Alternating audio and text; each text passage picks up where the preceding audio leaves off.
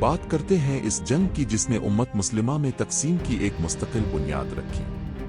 سال تھا 657 عیسوی۔ خلافت راشدہ کا دور تھا مگر امت میں دراڑ پڑ چکی تھی۔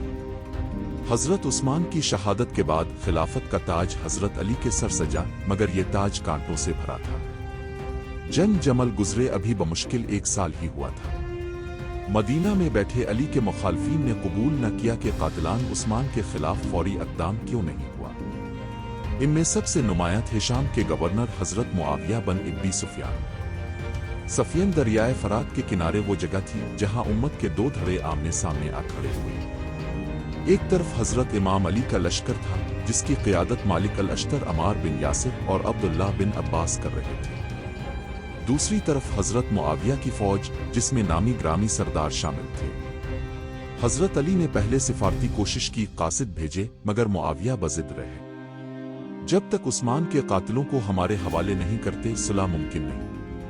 علی کا جواب 2 ٹوک تھا، میں عثمان کے قاتلوں کو انصاف کے کٹہرے میں لاؤں گا مگر تم محض بہانے بنا رہے ہو۔ بس پھر جنگ کا آغاز ہوا۔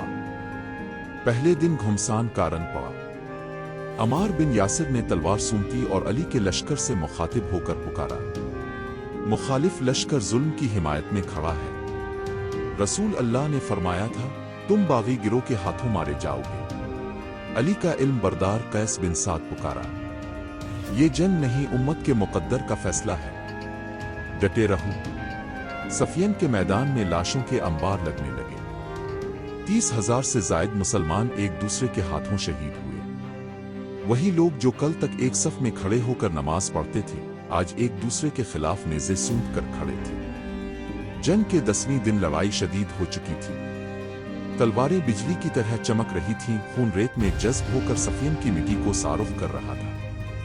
تلواریں چمکتی رہیں، خون بہتا رہا اور اسلام بڑھتا رہا۔ مالک الاشتر دشمن کی صفوں کو چیرتے ہوئے آگے بڑھ رہے تھے۔ ان کے نیزے کی زد میں آنے والا کوئی بھی شام کا سپاہی زندہ نہ بچتا۔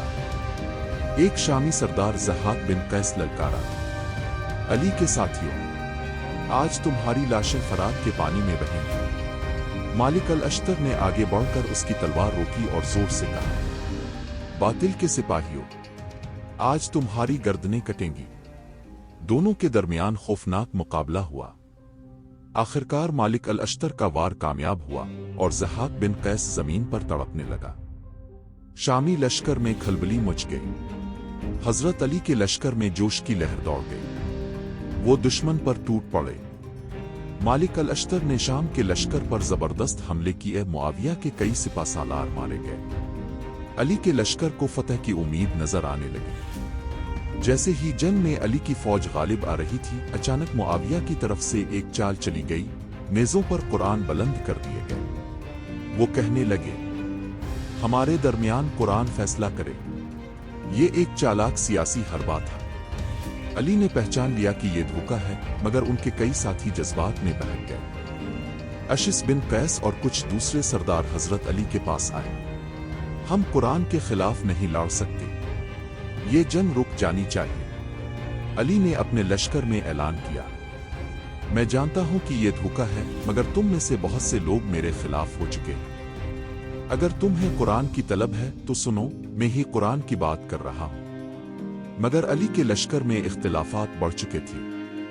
اشس بن قیس جیسے لوگ اب حضرت علی کے فیصلوں پر سوال اٹھا رہے تھے۔ علی مجبور ہو گئے، جنگ راک گئی اور فیصلہ ثالثوں پر چھوڑ دیا گیا۔ 2 ثالث مقرر کیے گئے، حضرت علی کی طرف سے ابو موسیٰ اشعری اور حضرت معاویہ کی طرف سے عمرو بن عاص۔ یہ فیصلہ حق اور انصاف کے نام پر ہوا تھا مگر حقیقت کچھ اور تھی۔ عمرو بن عاص چالاک سیاستدان تھا۔ اس نے ابو موسیٰ اشعری کو قائل کر دیا کہ دونوں فریق اپنے اپنے رہنما کو خلافت سے معزول کر دیں تاکہ امت نیا خلیفہ چن سکے۔ ابو موسیٰ اشعری نے کھڑے ہو کر اعلان کیا، میں علی اور معاویہ دونوں کو خلافت سے معزول کرتا ہوں تاکہ امت نیا خلیفہ چن سکے۔ یہ کہہ کر وہ بیٹھ گئے مگر عمرو بن عاص فوراً اٹھے اور چالاکی سے بولے، ابو موسیٰ نے علی کو معزول کر دیا، میں معاویہ کو خلیفہ مقرر کرتا ہوں۔ یہ کھلا دھوکہ تھا۔ ابو موسیٰ اشعری غصے سے عمرو بن عاص کی طرف دیکھنے لگے مگر اب کچھ نہیں ہو سکتا تھا۔ बस आखिर में कोई ये जंग ना जीता मगर उम्मत हार गई। सफियन का कोई फाते ना था मगर उम्मत का नुकसान हो चुका था।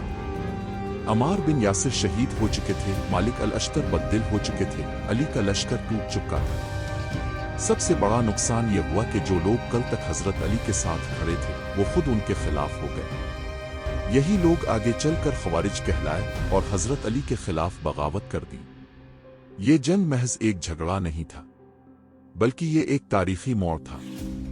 अगर हजरत अली जीत जाते तो शायद खिलाफत का असल निजाम कायम रहता, मगर ऐसा ना हो सका। जंग सफियन ने इस्लामी खिलाफत को नाकाबिले तलाफी नुकसान पहुंचाया।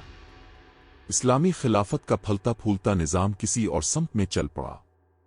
आखिरकार सफियन वो मोड़ साबित हुई जहां खिलाफत की रामुलुकियत में बदल गई और उम्मत का शिराजा टूट गया।